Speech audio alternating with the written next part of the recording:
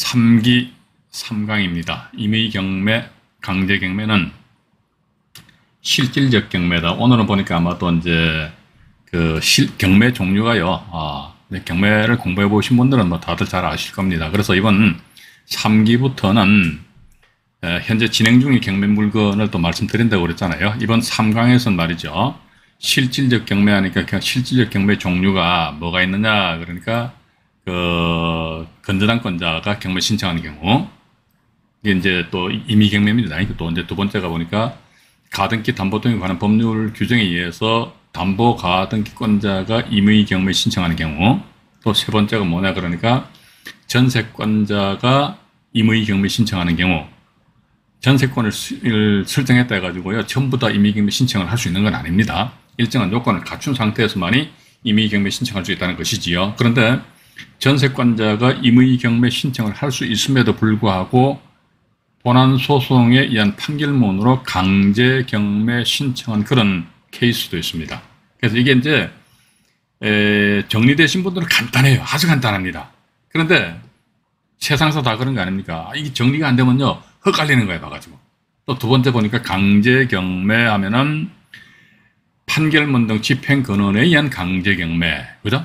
일단 그렇게 이제 우리가 이제 나눠볼 수가 있고, 또 하나 더 우리가 이제 실질적 경매하니까 임의경매, 강제경매 이렇게 구분이 되는데, 원래 실질적 경매는 뭐냐 그러니까 말소 소멸기준 권리 있지 않습니까? 소멸기준 권리를 딱 잡아가지고 그 소멸기준 권리보다 앞에 있는 어떤 권리는 낙찰자 인수하는 거야. 그런데 소멸기준 권리보다 또 뒤에 있는 권리는 낙찰자와는 전혀 관계가 없다는 것입니다. 그게 원칙입니다. 우리 시청자 여러분들은 항상 지금 제가 말씀드리는 이 내용을 염두에 두셔야 됩니다. 원칙이 있으면요 반드시 예외사항이 있습니다. 제가 조금 전에 말씀드렸죠. 실질적 경매 같은 경우는 소멸기준 권리를 잡아가지고 소멸기준 권리보다 앞에 있으면 인수한대, 이거. 그럼 낙찰자 끌어안는 거예요. 그러면은 소멸기준 권리보다 뒤에 있는 거는 낙찰자 관계없어. 죽는 거야. 이게 대원칙입니다. 그런데요 예외적인 사항은 뭐냐 그러니까 소멸기준 권리와는 무관해요. 몰라. 네가 소멸기준 권리를 하든지 말든지 내 권리는 죽어도 안 죽어. 이게 이제 뭐 아시는 분들은 아시지 않습니까? 법정시장권과 관련해 가지고 이 건물이 땅을 적법하게 사용할 그런 권리가 없다더라. 그럼 토지 소유자는 건물에 대해 가지고 토지 인도 및 건물 철거 청구권을 피보존 권리로 하는 가처분. 이 권리는요 소멸기준 권리와는 무관하게 안 죽어요. 안 죽어. 또 하나 더 뭐 우리 이제 소멸기준 권리와 무관하게 인수 되는 건 뭐 제가 볼 때는 현재 그 끈밖에 없는 것 같습니다. 이게 법정시장권 관련해 가지고요 토지 인도 및 건물 철거 청구권 피보존 권리라는 가처분에 대해 가지고요 오늘 1시간에 걸쳐 가지고요 이것도 오늘 제가 물건을 상당히, 이것도 진행 중인 물건입니다. 이게 상당히 많이 뽑아놨는데 이걸 가지고 어쨌든 뭐 1부, 2부로 나눠가 2부에서는 물건에 대한 설명한다고 그러는데, 이제는 여기서 오늘은 말이죠 1부, 2부 떠나가지고 실질적 경매, 임의경매, 강제경매 하면서 임의경매 하니까 건저당권자가 경매 신청, 담보가등권자가 경매 신청, 전세권자가 경매 신청, 요런 케이스에 대해서 말씀드리면서 실제 현재 진행 중인 경매 사건을 가지고 이제 이번 3기부터는 말이죠 실제 진행 중인 경매 물건을 여러분들한테 대단히 많이 소개를 시켜드릴게요. 그러니까 우리 일부 다른 채널 같은 경우는 물건 하나를 가지고 10분 내지 15분 정도 이렇게 브리핑을 하고 있는데, 제 욕심 같아서는 저는 1시간 내에 가지고 물건을, 현재 진행 중인 물건을 10건 이상을 여러분들한테 소개를 시켜드리려고 합니다. 그래서 제가 항상 말씀드리는 것이 그냥 하면 되는데, 그냥 해보라고. 맨날 그런 말씀 드리잖아요. 그죠? 너무나도 앞뒤 재지 마시라고. 이런 말씀 드리거든요. 그래서 제가 말씀드리는 물건 중에서도 봐가지고 요건 좀 조심해야 됩니다. 요건 뭐 그냥 마음 놓고 쑥 들어가셔도 됩니다. 그러면요 여러분들 이렇게 하시면 되잖아요. 오늘같이 날씨 더운 날은 밖에 나가면요 열사병인가요? 일사병 걸리잖아요.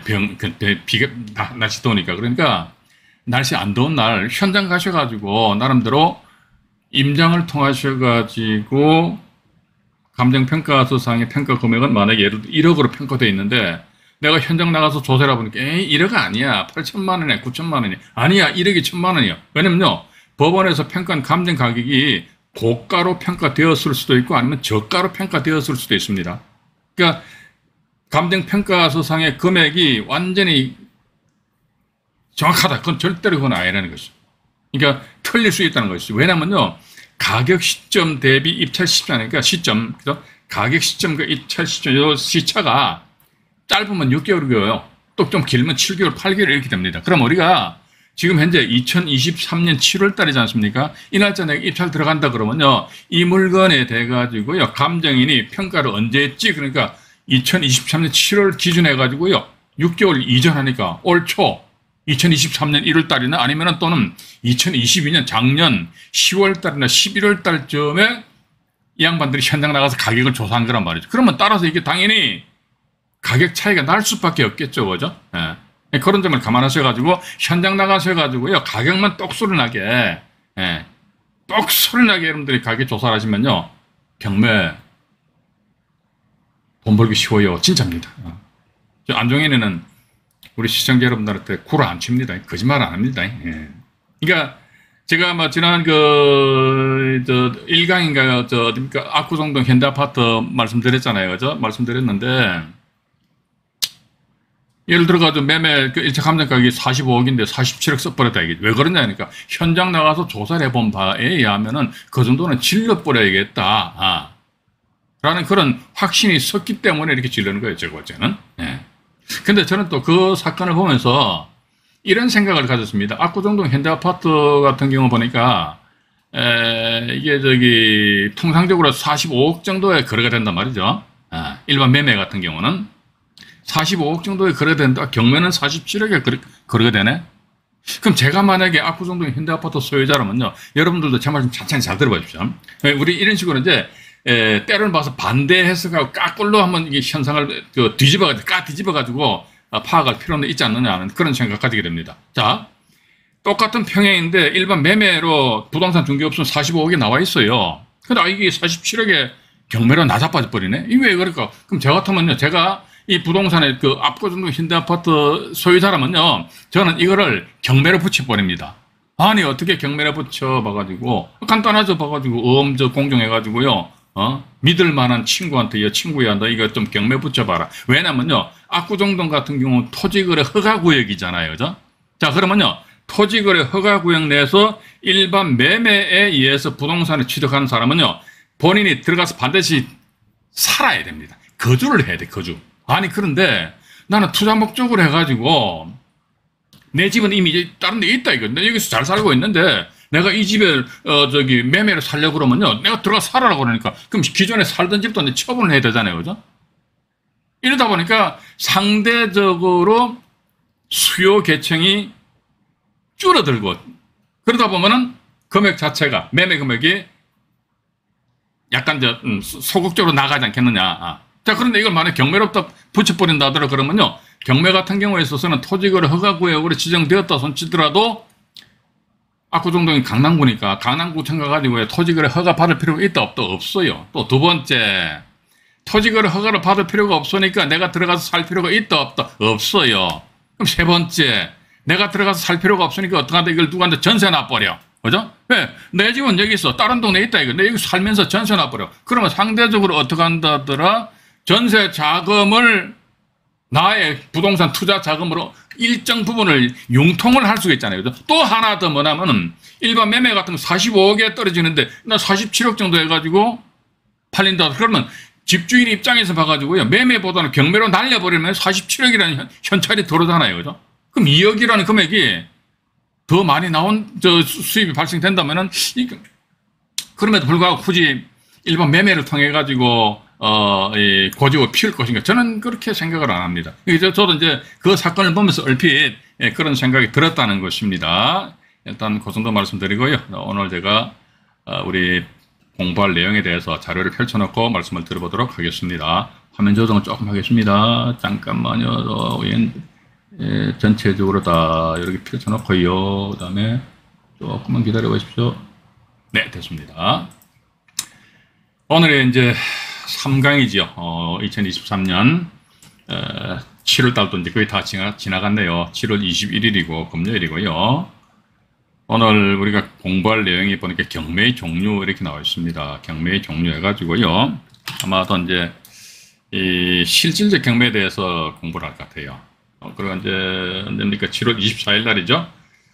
다음 주 월요일 날은 이제 형식적 경매에 대해서 이제 공부를 할 것 같은데, 실질적 경매는 소멸주의를 원칙으로 한다 이렇게 나와 있습니다. 근데 지금은요, 이 밑에 형식적 경매 이렇게 나와 있는데요. 이게 이제 실질적 경매와 형식적 경매의 구분이 실익은 있다 없다 없어요, 이제. 이게 이제 여기 보시면은 소멸주의 또는 인수주의 이렇게 나와 있는데, 옛날엔 말이죠. 저 형식적 경매 하니까 유치권자가 경매 신청하는 경우가 있고, 지분을 낙찰받아가지고 공유 분할 청구 소송에 의해서 공유 부동산 전부를 경매를 붙이는 그런 경우가 있습니다. 이게 소위 형식적 경매라고 합니다.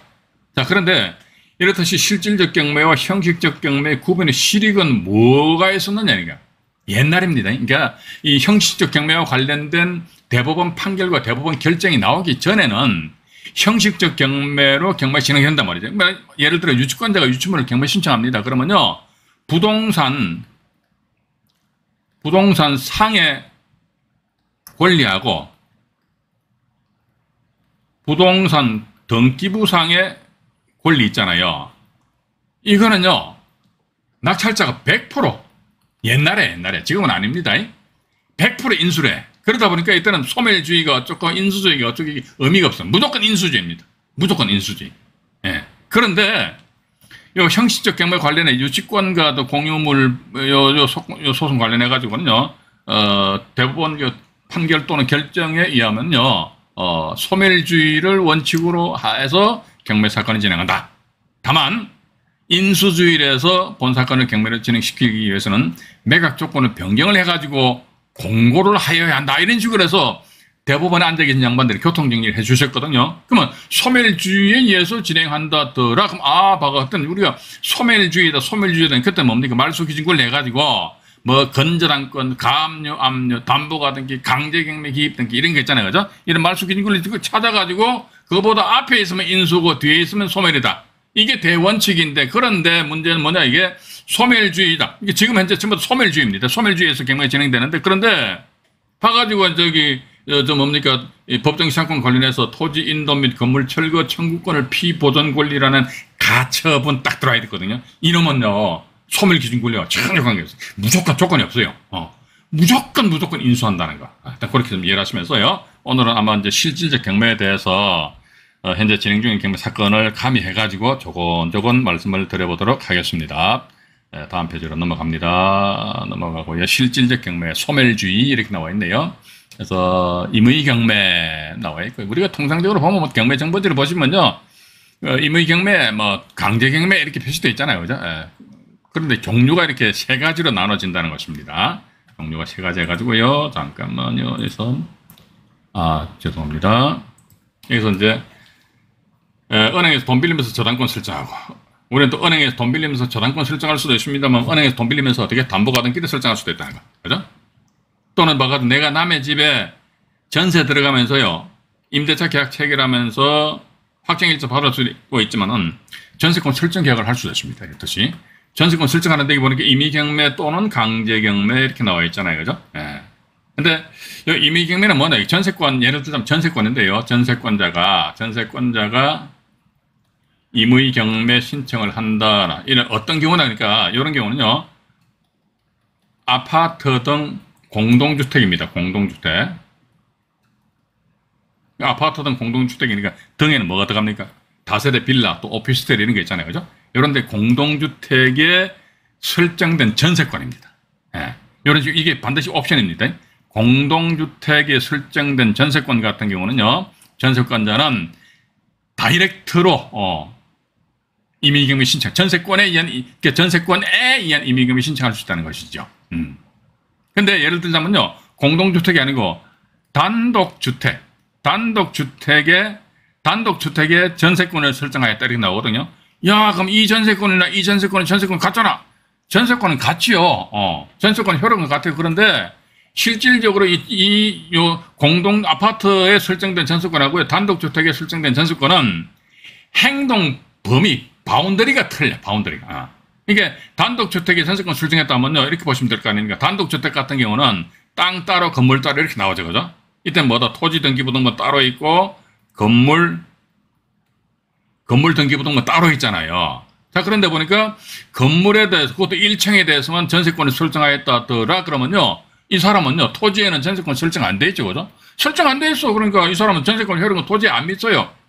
안 미치는데도 불구하고 난 전세권 설정했으니까 얘도 임의기명 신청했잖아. 나도 임의기명 신청할 거야. 이랬을 때 웃기는 소리하고 자빠져 앉아있는 그런 이야기입니다. 왜 자빠져 앉아있는 얘기야? 야, 이 사람 너 건물에만 전세권 설정했지 토지에는 전세권 설정 안 됐잖아. 안 됐어. 그럼 너 토지 효력에 안 미치잖아. 안 미쳐. 근데 어떻게 네가 땅을 건드리니? 땅을 못 건드립니다. 예. 그랬을 경우에 단독주택에 설정된 전세권자는 전세 기간이 끝났는데 집주인의 전세금 반환을 해주지 않는다 하더라. 이리야 했을 적에 전세권자는 어떻게 움직여야 될 것인가 하니까 조금 번거롭더라도 집주인을 상대로 전세금 반환 청구 소송을 제기해가지고 판결문 가지고 토지 건물 전부를 어떻게 이게 임의경매가 아니고 판결문에 의한 강제경매 신청을 해야 됩니다. 요 내용만 약간만 구분할 줄 아시면요, 전세권 물건은 지금 널려 있어요, 널려 있어. 정말 많이 널려 있습니다. 이게 우리가 이제 이런 이론적인 부분인데, 저는 이런 내용은 완벽하게 이제 우리가 이해를 해야 된다고 보고 있습니다. 왜냐면 이런 내용을 우리가 완벽하게 이해를 해야지만 경매 정보지에 의해 가지고 물건을 나름대로 선택을 할 수 있는, 그런 능력이 있을 거 아닙니까? 그죠? 몰라. 그럼 뭘 어떻게 물건을 고르냐고. 그죠? 단지 현장 나가 무조건 물건 껍데기 봐가 괜찮은 말이 현장 나가 시세 조사해보고 무조건 다 입찰하면 됩니까? 그건 아주 무식한 경매 투자야, 이거는. 안 돼. 그래서 1차적으로 저는 그렇게 봅니다. 1년에 말이죠, 20만 건, 30만 건이 경매 시장에 부동산이 이게 쏟아져 나온다고 그래요, 경매 시장에. 그런데 이걸로 우리가 어떻게 20만 건, 아이고, 10만 건, 아이고, 10,000건도 현장 못 가요. 1,000건도 현장 답사 못 합니다. 1,000건 현장 답사하려면요, 1년 365일 해가지고 하루도 안 쉬고 하루에 3건 정도는 현장을 가야 돼. 그거 어떻게 갑니까? 갈 수가 없지. 맞잖아요, 그죠? 그런 측면에서 가지고 우리가 경매 정보지를 봐서 1차적으로 필터링, 필터링 해야 되느냐. 예를 들어 나 전세권 물건 건드리겠다. 그러면 전세권자가 전세권 설정된 목적물이 공동주택이냐, 단독주택이냐? 공동주택이냐? 그럼 얘가 임의경매 신청했나? 얘가 전입신고 했나? 안 했나? 요런 관계가 이 내용 자체를 내 머릿속에 어느 정도 딱 정리가 돼 있어야지만 경매 정보지를 딱 보시면, 요건 요렇고 저렇고, 요건 됐다. 요건 안 됐다. 요거 됐다 했을 때, 된 물건에 대해서 현장 나가셔야 될 거 아닙니까? 이게 됐는지 안 됐는지 그것조차도 몰라. 맨날 7년에 8년에 앉아있어. 그런 분들 많아요. 많다니까, 제가. 그죠? 근데 많아도 어제 항상 말씀 안 드립니까? 그분들은 저하고 관계가 없기 때문에. 그래서 일단 여기 보시면요. 여기 지금 제가 건저당권자가 담보권 실행 등을 위한 경매인데요. 여기 아마 지금 현재, 경매 진행 중인지 모르겠네요. 이거 제가 정보지를 펼쳐놓고 말이죠. 우리 시청자 여러분들에게 하나하나 말씀드리도록 하겠습니다. 서울 동부지방법원 사건인데요. 2022 타경에 191호, 191호 사건이거든요. 이게 1번에서 4번 현재 진행 중에 있네요. 1, 2, 3, 4번인데. 이게 보시게 되면요. 강동구 천호동에 소재하는 다세대 주택 이렇게 나와 있습니다. 다세대 주택이 이렇게 나와 있는데, 이게 이제 7월 24일이면 오늘이 7월 21일이니까 다음 주 월요일 날이네요. 그죠? 여기 보시면은요, 이 동부지방법원은 매주 월요일마다 경매 진행되니까 2023년 7월 24일 이렇게 나와 있거든요. 입찰 3일 전입니다. 오늘 방송하는 날 기준해가지고 2억 1,760만원 이렇게 나와 있는데요. 여기서, 지금 제가 이제 건저당권자가 경매 신청한 그런 경우를 말씀드린다는 것입니다. 보시니까 자. 이게 보니까 권리분석 이런 거 아무것도 아니라니까. 근데 권리분석 아무것도 아니라니까요. 근데 이걸 막 사람들이 권리분석을 막 어렵게 생각하시는 분들이 계시더라고요. 안중행 경매 스쿨을 시청하시는 분들은 권리분석은 이제 손톱 밑에 낀 때만도 못하게 생각하시잖아요. 그죠? 근데 봐가지고 어렵게, 이게 뭐가 어렵냐고. 건전한권 이모가 씨가 이미 임의경매 신청해버렸어요. 그럼 뭐다? 이게 하나의 소멸 기준 권리랍니다. 우리가 방송하는 와중에 소멸 기준 권리 하니까 건저당권, 저당권, 압류, 가압류, 담보가 등기, 강제경매 기입 등기, 때로는 일정한 요건을 갖췄을 경우에 전세권 이것이 하나의 소멸 기준 권리가 됩니다. 근데 여기에 대해서 제가 소멸 기준 권리에 대해서 정확하게 찝어가지고 이제 말씀은 안 드릴 겁니다. 방송 중간중간에 간혹가다 하는데 보니까 건조당권 이게 소멸 기준이 나와 있잖아요. 그죠? 이게 나와 있는 거예요. 그러니까 우리가 이걸 굳이 외울 필요가 있다 없다 외울 필요 없잖아요. 그럼 2021년 1월 26일 이걸 기준 잡아가지고 김모 씨 보니까 아이고 2020년 9월 14일 날 전입 신고했잖아요. 그럼 빠르잖아요. 이 날짜보다 이게 빠르죠. 그죠? 빠르니까 아이고 대항력이 있네. 그럼 이 물건은 뭐다? 1차적인 치료 원가는 얼마다 이게 1억 8,900만 원에다가 경매 비용 한 400만 원 정도 닫고요. 얼마입니까? 1억 9,300만 원인가요? 1억 9,300만 원 이상을 써야 된다 이거죠. 근데 과연 이 물건에 대해서 내가 현장 나가서 조사를 해보니까 1억 9,300만 원 이상의 1억 9,300여만 원 정도 선에서 어떤 가치가 형성이 되어 있는지 그걸 한번 조사를 해보니까 이건 보니까 1억 7천만 원 줘도 사람들이 안 덤벼던데 그런 이런 물건은 뭐다 내가 투자 대상에서 완전히 제껴놔버려야 되죠. 그죠? 그런 식으로 하시는 거예요. 딴 거 없어요. 그래가지고 이건 특히 간단하잖아요. 특히 대항력이 내림 차이는 있다. 이런 물건 여러분들 경매 처음 하시는 분들은 처음 하시는 분들도 그렇고 저도 옛날에도 그렇습니다. 저는요 대항력 있는 임차인이 있는 물건 그걸 참 제가 선호했습니다.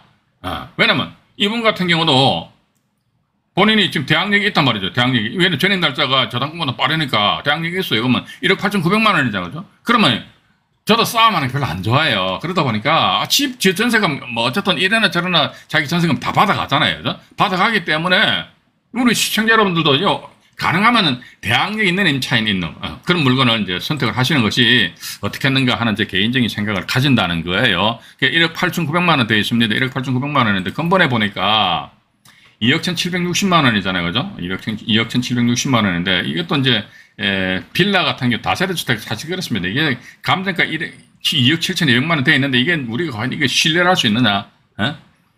이걸 과연 정말로 신뢰를 할 수 있는지 가격 시점이 작년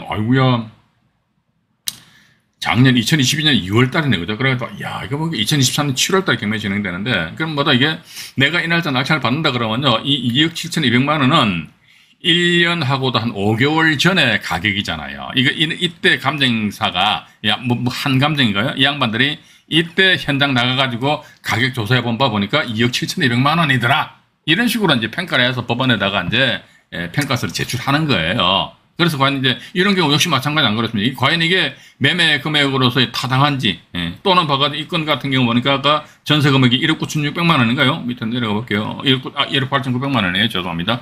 1억 8,900만 원 되면 이거 전세를 놨을 적에 1억 8,900만 원에 이게 실질적으로 어떤 그 거래가 되는지 여기에 대해서 정확하게 한번 조사 분석을 해보시는데 이게 전에 먼저 9평인 것으로 미뤄봐가지고 방 한 칸, 원룸, 분리형 원룸, 이런 식으로, 방은 두 칸으로 되네. 이게, 확장이면 이 정도 나오겠네. 침실 2개 돼 있고요. 성강기, 요즘 보니까 엘리베이터가 있어야 됩니다. 그죠? 성강기가 있으니까 괜찮고. 그렇게 보시면 돼. 이 건 같은 경우 보니까 물건이 2번에서 1, 2, 3, 4 물건 4개 나와 있습니다. 4개 나왔는데 4개 전부 다 대항력 있는 임차인들일걸요. 잠깐만요. 4번 보면요. 여기도 대항력 있는 임차인이잖아요. 그죠? 대항력 있는 임차인이더라. 그러면요. 보셔가지고, 관건은 뭐다 보니까, 그냥 입찰 들어가서 낙찰을 받으시는데, 얼마에 써야 될 것인가. 제가 항상 강조 말씀드립니다. 부동산의 값어치가 얼마 나가는지에 대해서 조사 분석을 철저하게 하셔야 된다는 것이지요. 그리고 인천지방법원 사건인데, 2022 타경에 52만 7,366호. 그래서 인천광역시 서구 청라동에 소재하는 아파트입니다. 아파트인데 이것도 보니까 7월 24일로 다음 주 월요일 날 잡혀 있네요. 다음 주 월요일 날 이렇게 잡혀 있는데 여기 보시면 이제 이번엔 3차잖아요. 와, 또 1차가 8억 9천인데 2차 6억 2,300에다가 3차가 4억 3,610만 원이거든요. 이거 지금 제가 인터넷상에서 국토교통부 실거래가 사이트 상에서 조사를 해보니까, 이 책을 내보니까 얼마에 6억 5천만 원에 거래된 사례가 안 했어요. 저는 이제 꽤 넓죠, 그죠? 36평이잖아요. 청수도 23층이니까, 이게 전체 청수 24층입니다.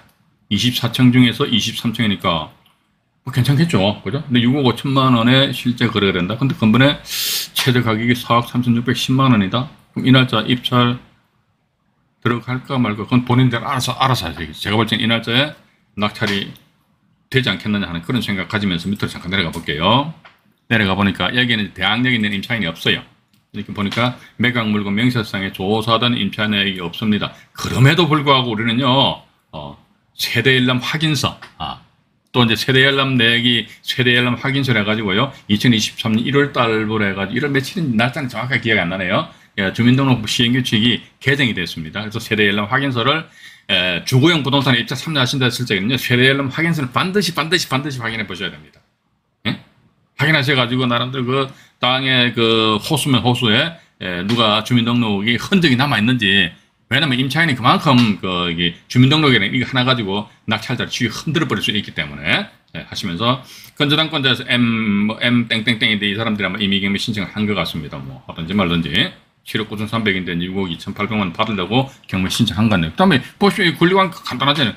건조당권 질권 뭐냐 이렇게 아마도 이게 이 사람들이 담보 잡으면서 이쪽에서 뭐 돈을 좀 빌렸든지 그런 게 가능성입니다. 근데 어쨌든 질권이니까 이게 건조당권이 얼구 16번이잖아요, 그죠?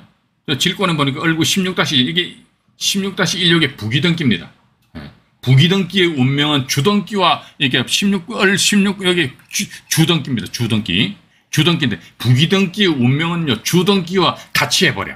그럼 뭐다? 경매 결과 주등기인 저당권이 이게 소멸기준 걸리니까 이게 죽어버리잖아요, 그죠? 그럼 부기등기 너도 죽어. 왜냐? 운명을 같이 하니까 운명 공동체다. 그러니까 -1, -2 이거 전부 다 부기등기입니다. 부기등기는 주등기와 함께 일심동체가 된다. 주등기가 죽으면 지도 따라서 꼴까닥 죽어버린다는 거. 그렇게 보시면서 이 건도 지금 보면은 어떻게 해보면은 1차 기일날 1차 최저 매각은 8억 9천만 원이 조금 센 것 같아, 그죠? 6억 5천만 원에 그러게 되는데 어떻게 근데 보니까 가격 시점 보니까 2022년 작년 10월 19일 날에 말이야. 이때 이게 8억 9천만 원 정도 했나라는 그런 의구심을 가지게 됩니다. 어쨌든 봐가지고 사람들은 다 똑똑해요. 그러니까 8억 9천 같으면 쳐다도 안 본다니까. 그 다음 6억 2,300이다? 에이, 안 봐. 그 다음에 3, 4기일 날 해가지고, 이때 봐가지고 6억 5천만 원이니까 또 모르죠. 또 경매 경자 모르는 사람들 말이죠. 직전 기일 날 최저 가격이 6억 2,300이잖아요. 그죠? 한 7억 정도 확 질러버린 사람들도 있을 수 있겠지요. 뭐 그건 본인들 알아서 질러버리니까. 근데 그런 사람들이 나타나면 조금 우리 일반 경매인 입장에서는 가슴이 좀 아파요. 그죠? 그래서 제 개인적인 생각으로는 6억 2,300만 원이다. 그러면 6억 2,300만 원 언제 플러스 마이너스 알파 선에서 이제 입찰 가격을 결정하시는 것이 어떻겠는가 하는 그런 생각을 가진다는 것입니다. 일단 그 정도 보시고요. 또 이제 두 번째는 이제 여기 자료를 보면 말이죠. 이게 이제 요 담보가등기입니다. 담보가등기. 담보가등기는요 보면요, 제가 자료에도 표시해놨습니다만은 담보가등기는 이게 건조당권하고 비스무리합니다. 거의 비슷해요. 담보가등기는 건조당권하고 비슷합니다. 그래서 이 담보가등기는요, 이게 가등기 담보 등에 관한 법률 제13조에 의한 담보가등기입니다. 우리가 이제 은행에서 돈 빌리면서 저당권을 설정할 수도 있지만 은행에서 돈 빌리면서 가등기를 설정하는 무슨 가등기? 담보 쪽으로 가등기를 설정한다는 겁니다. 그죠? 근데 이 담보가등기가 임의경매 신청을 딱 하는 그런 경우가 있거든요. 근데 이런 경우는 잘 찾기 힘들어가지고 이미 요건 옛날 사례인데요. 제가 가지고 있는 옛날 사례를 우리 시청자 여러분들에게 잠깐 보여드리도록 하겠습니다. 이게 이제 2015 타경입니다. 이게 2015 타경인데 이 가등기도요. 나중에 우리 라이브 방송 진행하면서 가등기 같은 경우도 조금 우리가 조심해야 될 게 있어요. 그러니까 우리가 경매 투자를 하면서 조금만 우리가 신경 쓰고 조심해야 될 부분 아니십니까? 그것만 딱 신경 쓰면요, 말 안 먹을라 해도 말 안 먹을 수가 없어요. 옆에서 막 깽가리치고 북치고 생 난리 부르스를 쳐도요, 내가 안 말아먹는다니까. 근데 그런 내용을 간과하고 그냥 탁 떨받아 버리니까 머리 깨지는 거지. 맞잖아요, 그죠? 여기 보시면 이제 전라북도 김제시 신풍동에 소재하는 아파트인데, 여기 보시게 되면요, 밑으로 좀 내려가 볼게요. 먼저 내려가 보게 되면은 어떻게 되냐. 그러니까 여기 가등기 해가지고 조땡땡시 있잖아요, 그죠? 그럼 그 뒤에 이순일에서 저당권자 그 땡땡이 설정하고 임의경매를 누가 집어넣냐? 조땡땡 이 양반이 경매 집어넣었어요. 그럼 이게 가등기가 경매를 집어넣었다. 그것도 무슨 경매? 임의경매다. 그럼 임의경매는 뭐죠? 담보권 실행이다? 그죠? 임의경매는 담보권 실행이다? 가등기는 뭐지? 아, 이건 담보 가등기구나. 이렇게 우리가 이제 판단을 하시면 된다는 것이거든. 담보권 실행이니까 가등기 종류가 담보 가등기가 있고 보전 가등기 이렇게 두 가지 나눠지잖아요. 그죠? 보전 가등기까지는 임의경매 신청 못해야 할 수 없어요. 예, 담보 가등기. 예, 담보 쪽으로 가등기를 설정한다. 그러니까 가등기는 뭐다? 담보권입니다. 일종의. 예, 그래서 일단 이제 담보 가등기에 의해서 경매 신청이 되었다. 그럼 등기부등본 잠깐 보시죠. 등기부등본 잠깐 보시게 되니까 여기 보시면요. 잠깐만요. 네. 가등기가 어디가 뻔노. 아유, 뭐 이렇게 복잡하나 해봐가지고. 여기 있네요. 맨 밑에 있잖아요. 소유권 이전 청구권 가등기 이렇게 되어 있죠. 그죠? 조 땡땡씨잖아요. 임의경매 개시 결정이잖아요. 조 땡땡씨잖아요. 그죠? 근데 우리는요, 부동산 등기부등본 이게 등기된 형식만 보면 이게 사실 매매 예약이다 그러면 이게 우리가 보전 가등기로 볼 확률이 높거든요. 대물 반환 예약, 예를 들자면요, 뭐 대물 반환 예약이다 그러면요, 아 이건 담보 가등기다 이렇게 볼 수 있는데 이게 매매 예약이랑 보전 가등기도 볼 수도 있고, 그래서 이게 우리 등기 형식만 가지고는요, 등기부등본상 표시된 등기 형식만 가지고는 이름이 담보 가등기인지 보전 가등기인지 알 방법은 전혀 없어요. 전혀 없습니다. 그렇기 때문에 선순위에 가등기가 설정되었다 했을 때 이놈이 담보 가등기인지 보전 가등기에 대한 정확한 명명백백하게 파악이 되지 않는다 하더라. 그러면 입찰 들어가지 마십시오 라고 저는 말씀드립니다. 예. 그래서 그것도 선순위 가등기. 그죠? 근데 봐가지고 그렇다면 이렇듯이 후순위에 저당권 뒤에 후순위에 가등기 됐다. 그러면 이거 마음 놓고 들어가도 되느냐? 아, 그것도 아니죠. 봐가지고. 만약에 이 저당권자가 없어짐으로 해서 이 가등기가 보전 가등기라면요. 그죠? 예. 이 저당권자가 이 앞에는 저당권 설정되어 있는데 이 저당권자가 경매 당시에는 살아 있는데 낙찰받거나 낙찰자 대금 납부하기 전에 보니까 이게 짠짠 없어져 버렸다면 그때는 보전 가등기는 매수인 낙찰자 인수함으로 해서 낙찰자는 소유권을 때로는 상실하게 됩니다. 예. 그렇기 때문에 이러한 경우는 뭐 요건 제가 나중에 가등기 설명할 때 말씀드리겠습니다만 일단 뭐 이게 경매 신청을 누가 했는지 경매 신청권자 확인하자. 제가 아마 이기 라이브 방송에서도 맨날 이런 말씀 드렸잖아요. 그죠? 경매 신청 누가 했노. 경매 신청권자 확인 정말로 중요합니다. 예. 경매 신청권자 확인해가지고요. 일단 그렇게 보시기 바랍니다. 보시기 바랍니다. 뭐 갑자기 뭐 무슨 긴 거 문자가 막 들어오네요. 잠깐만요. 요즘 긴 거 문자 들어오면 막 겁시나요.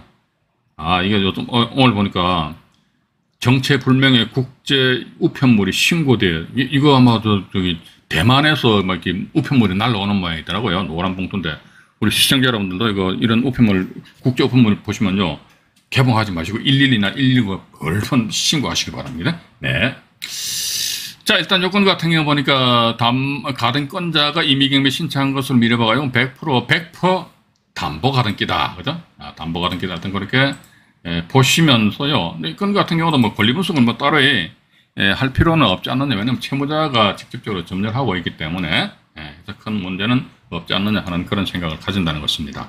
자, 그리고 이제 이번에는 세 번째로 이제 전세권인데, 전세권자가 임의경매 또는 강제경매 나와 있잖아요. 그죠? 이 전세권 여러분들 말이죠. 한번 잘 분석을 잘 해보십시오. 하셔가지고, 여러분들이 현재 거주하고 계신 그 지역에 뭐 아파트나 이런 게 막 경매가 나왔다 하더라도 또 전세권자가 경매 신청하였다. 전세권자 경매 신청했는데 전세권자가 뭐 임의경매 신청했다. 강제경매 신청했다. 전입신고는 언제 했지? 예. 또 이 사람 전세권 설정하면서 전입신고도 하였다. 전입신고하면서 임차권 등기도 하였다. 이렇게 막 복잡한 것 같지 않은데 복잡한 게 아니라니까. 이게 요 관계에 대해서는 어느 정도 우리 딱 정리가 된다더라 그러면요. 그냥 뭐 스무스하게 이제 물건에 대해서 접근하실 수 있지 않겠느냐 하는 그런 말씀을 드리면서 벌써 30분이 지났네요. 자, 그러면요. 전세권자가 임의경매 신청 또는 강제경매 신청한 그 사례돼 가지고는요. 화면 정리를 한 그 이후에 3강 2부 방송에서 말씀드리도록 하겠습니다. 3강 1부 방송을 마치도록 하겠습니다.